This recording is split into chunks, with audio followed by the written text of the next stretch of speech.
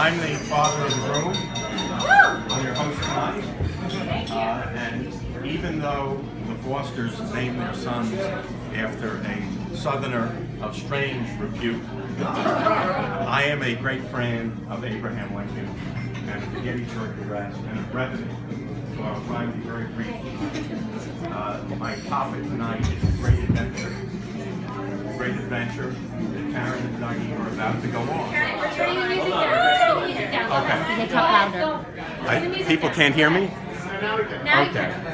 can. I'd like to welcome all the guests tonight. I'd like to welcome the Foster family, the extended Foster family.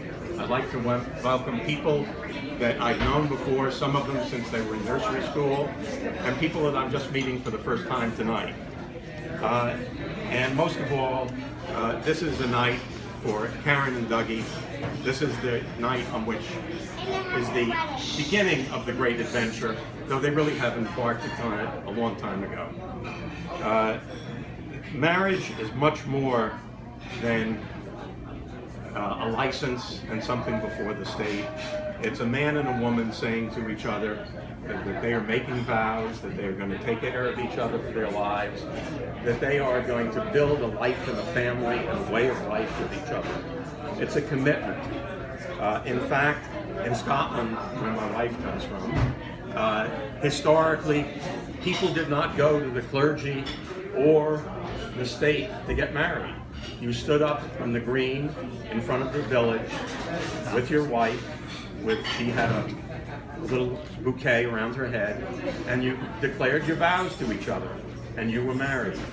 That's much more important, I think, than the license or anything. It's the commitment that two people make to each other.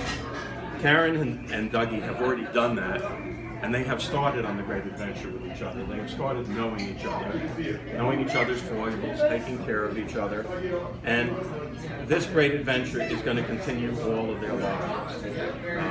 My parents and Lucille's parents did it for more than 65 years. We are not quite there yet, but we're going there. And I hope that, while I won't be here 65 years from now, that the two of you will still have a fruitful and a wonderful marriage. The world is changing at a staggering pace. My father was born in a house with a dirt floor, with no running water, with no electricity. My mother was born in a house with gas light. We all knew houses where there was no central heating. We all remember, or at least Lucille and I do, when the milkman and the bread man and the trash man all came around with a horse and wagon. And it wasn't that long ago that when we had that, even in New York and Glasgow, people came with a horse and wagon.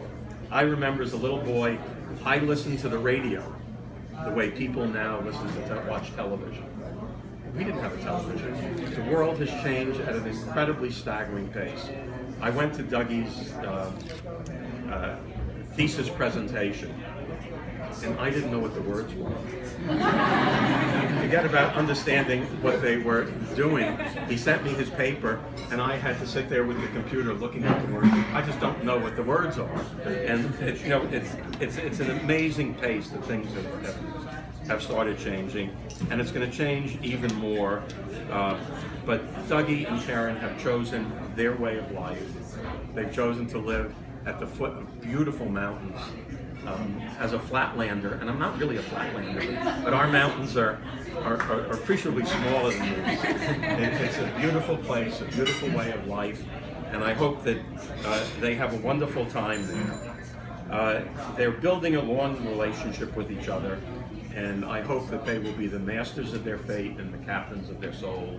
That is plagiarism from a famous poem, but no one is going to call me out on it tonight. For days I was struggling with what I would say tonight, and as I sat trying to make up for the change in time this morning in bed, I worked the few words that I have here, and I worked them out. Tomorrow, if I'm allowed, I will bless my son and his bride the way my father gave his blessing to Lucille and I, and my grandfather gave it to my parents, and my great-grandfather gave it to my grandparents. While we live in a terribly secular world today, I do believe that traditions like that and the blessing from the patriarch down through the generations is a very important thing, and I will give them my blessing. And I hope that all of you have a wonderful time tonight, a wonderful time tomorrow, and that you enjoy the ride on the switchbacks into the mountains.